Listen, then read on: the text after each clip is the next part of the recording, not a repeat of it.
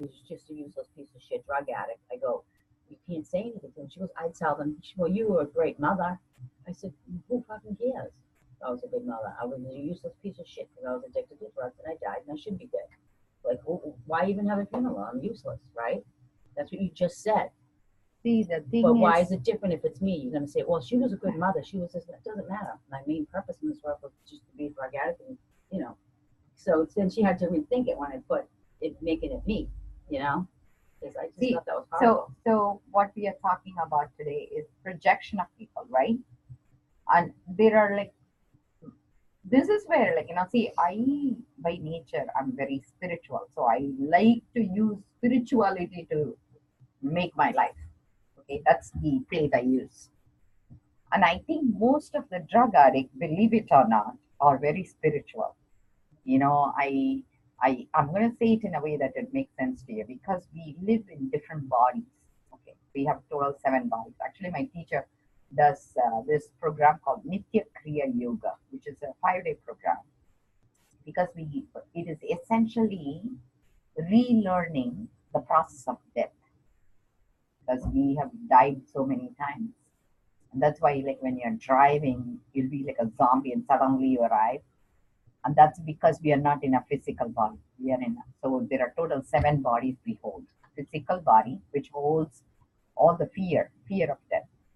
Chronic body, which is breathing body, which holds future desires. So you're always ahead of ourselves, not understanding. Mental body, which is guilt. Oh, I wish I had done that. I wish I had done that. And etheric body, which is all about pain, associated with it. So many events. Even physical pain, all that. And then the causal body is comatose, like depressed. You cannot even get out. No life. All our bodies sad. No, it's not. See, the thing is, I'm not saying that's another thing. I'm going to come back to this. So 5th is causal body, 6th is cosmic body, which is pleasure body. But the pleasure body you can only reach once you resolve the pain and guilt. Okay, so which is like 3rd layer, 4th layer. So if you're saying it's all, why is it all pain? You haven't reached that space, okay? And 7th layer is place where it's so peaceful. So this is where our talking comes in. So you are immediately saying, when I said something about pain, you're saying why it's all about pain, because you're coming into a conclusion already on a word I said. So that's one way of listening. The way you're listening is, when I'm talking, you're already making an assumption. So instead, you just say, okay, she said like the sky is orange. You just listen, but don't conclude. Just so what I'm saying is, it's very interesting how we talk to each other too. So these are 7 layers, okay? And each person would be in a certain layer when they are talking to another person. And if in case, let's say they are in a different layer, they are going to talk in another way. And we are engaging inefficiently, because what they are saying is not meant for us, but we are coming into the conclusion what they are talking about is meant for us. So every day you can be in a different layer. Every person, it's almost like you are holding 7 different stairs, okay? Think of it that way. So if you're in 7 different stairs and you are talking from 2nd floor, somebody is talking from 4th floor, one person is going to yell, thinking the other person is not hearing, but maybe the one at the other floor has a very sharp hearing. So it's like you need to understand where you are at, first of all, and to understand that. So my teacher calls this how to kill inner demons. That's like the foundation, okay? So how do you engage with all these 7 bodies is by engaging with yourself efficiently first. So he says it's called a bamboo. You think of yourself as a hollow bamboo, and the hollow piece goes from your throat to belly button, okay? And if by chance you do not constantly chat with yourself, if somebody says something, saying, oh, they must mean me, I must be a loser, they are right. So essentially, we are creating an engagement with what they are saying instead of just paying attention. So when you listen to yourself, if you stop thinking, just breathe, then you don't have inner chatter. Okay, that's Once you stop the inner chatter, you really know what you are about. We don't even go to that level, okay? So after this, I see what five. you're saying. So that is the inner engagement, right? Outer engagement is you need to truly listen to another person without coming into conclusion. That's a very challenging part because our past makes those words mean different to us. But whereas the other person would have no idea about your past and they are saying it another way. They're just taking one word and So we are coming into a conclusion on this word. So the outer engagement is about truly listening without coming into conclusion and with determination to make them listen to your concept of the truth in a way that is engaging without conflict.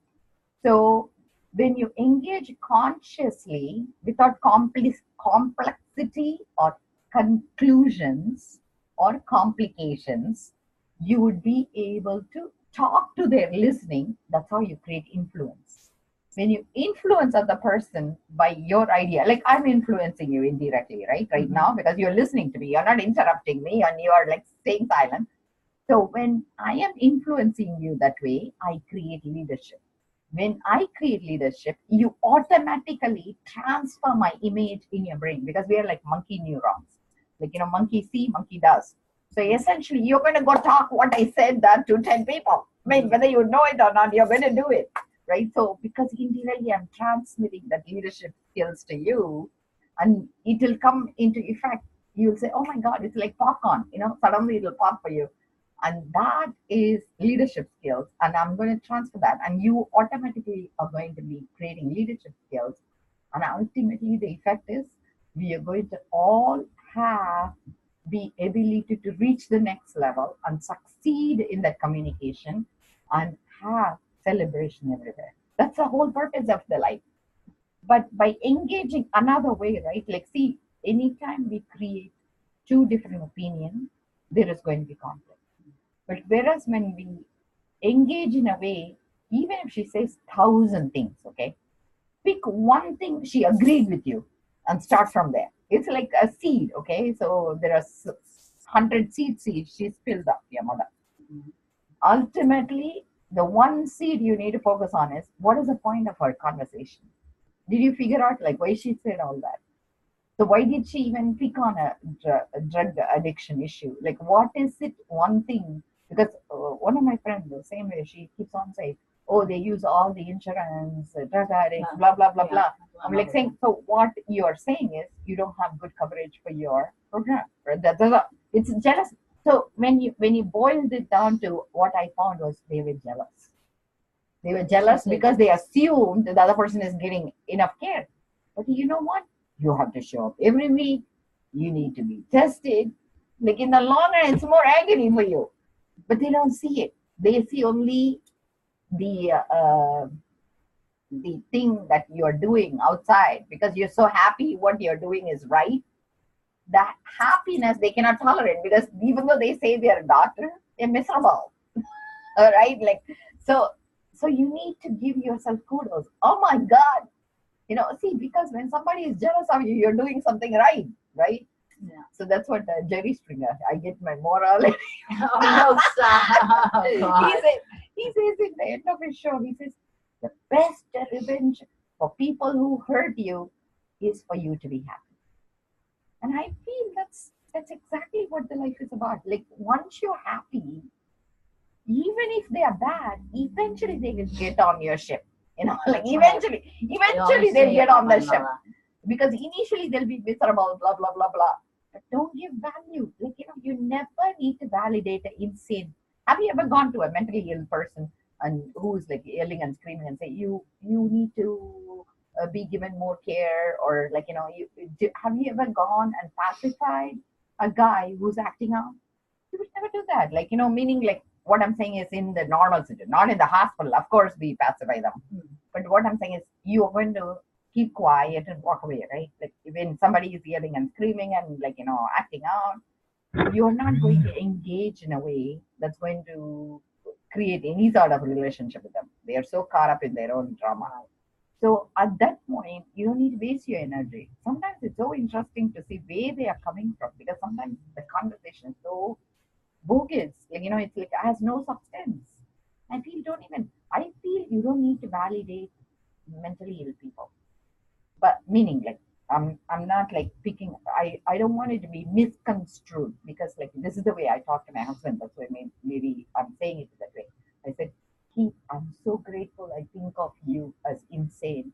Otherwise it would have hurt me what you're saying. So that's the space I'm holding. I'm not telling about public. I'm telling about our relationship that we have some insane relationship, dysfunctional, and you never validate them. Let them be in their own world. Mm-hmm. So the only thing I say is, you are correct in a certain way, but I wouldn't finish. I'll say, you are correct. But the weird part is, they don't want to be known as they are correct. Then that flips them too. They want to argue. That's so, my sister. I'm trying to get my sister to come here because I would love for her to come in and see you. She's just so miserable, so mean. But on the other hand, she'll cry because she's so sad inside. But she thinks there's nothing wrong with her, And I used to just listen to her and just so she could have someone to talk to. But now I just cut her off and I say, you know what? I've already given you the answers to help yourself and better yourself. You don't want to take them. I can't keep listening to the same thing. I don't want to hear it. It's like, how many times can you tell somebody to go get help and you're going to take them, you're going to do this, you're going to do that, and you know what I mean? And then they don't want to take your advice, but they want to call you every single day and they want to cry and they want to change things. Oh, here I am reaching my hand out to help you. See, the way you're hearing her is as though she wants an answer from you. That's the problem. The problem is you are giving her advice thinking that's what she wants from you. She doesn't want that from you. So the way you would engage with her is ask her, hey, honey, how can I help you? Because she will tell you she knows the answer already. Because everybody knows their answer. And actually, they are always like think they are smarter than you. So in the long run, it is much more fun to watch them give them their own answer. And when you repeat that to them, they get very angry because they cannot tolerate that they are being repeated. But they are full of SHIT and they know it. Mm-hmm. So what I'm saying is, the only thing is you're a soundboard. You're just like you're repeating it in a way, like almost like you're making it that it would not be filled with foul language, giving it to them. If you learn that skill, you can win everybody this way. Seriously, I'm telling you, that's a skill that works very, very well. Because it's called validation therapy. What I do that, see, you need to only validate what is correct. When somebody is lying, don't validate. You just listen to them.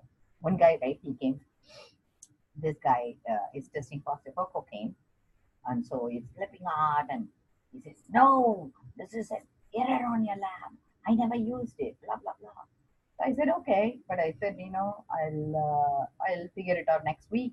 So I said, let's have another chat next week. And he says, anyway, you just take only 2 minutes of my time. And why do you even care? Give me my script. I said, nope, you're not getting your script, first of all, for that act.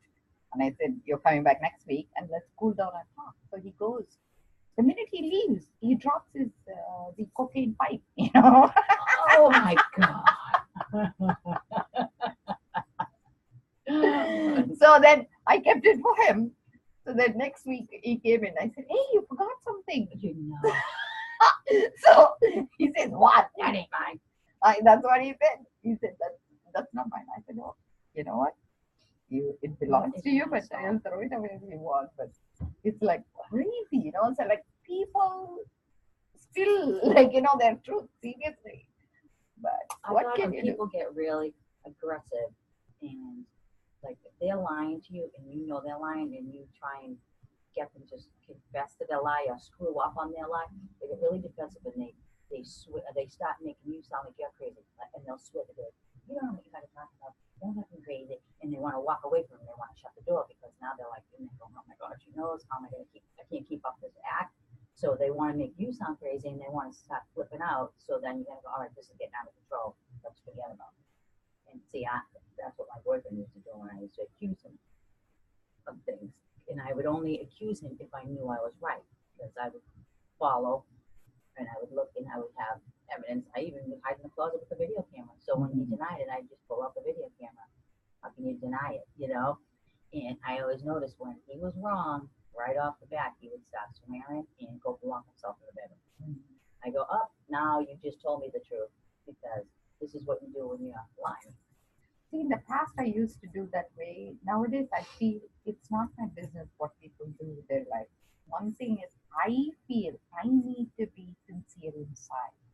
So I'm not even focusing on anybody else except, like, does it feel right to do it this way? Because if I allow them to fail themselves, it's like you watch your child and you encourage a bad behavior. So I say, I believe so much in you.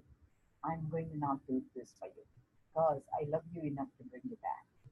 So I never give up on people. But at the same time, I don't have the same expectation they have for themselves. So I love them even if they fail. If they don't fail, I love them even more. So that makes it easy for me because I'm not judging. I'm just there to see whether they see what I see. If they are not seeing it, like, I feel I have all the time in the world. I'm going nowhere. So I think that makes it easier. Validation therapy is amazing. I feel validation is like, just like your child. When they are trying very hard, yes, I see you try very hard. It doesn't matter whether you win or not. That itself is enough for me. You try, that's all I want. And also like growth is slow. Sometimes like, they would like maybe 3 times a week, first week, and then 2 times and 1 time. And even that is progress. So like I feel the whole purpose is for us to be in harmony with each other, but at the same time doing it the right way. Like, so what your mom, you need to understand from her, where is that belief system comes from. Is it because she's hurt that she's not getting the attention she needs?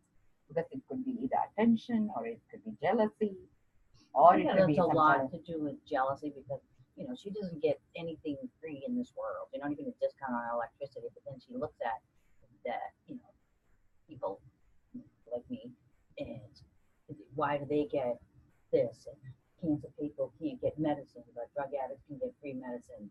I can understand why she would be angry about that. does she live with you or no? No.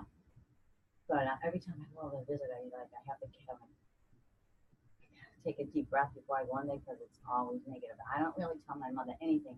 I only tell her positive things about me. So you don't even need to. See, the thing is trying to validate. That's why I'm saying trying to validate insanity is useless. Don't let her occupy your energy. You just act you and be super happy. Well, that's what I am. And then she talks to my family and she goes, oh, yeah, and your sister, she thinks her world's perfect. She's got everything under control. Yeah, right.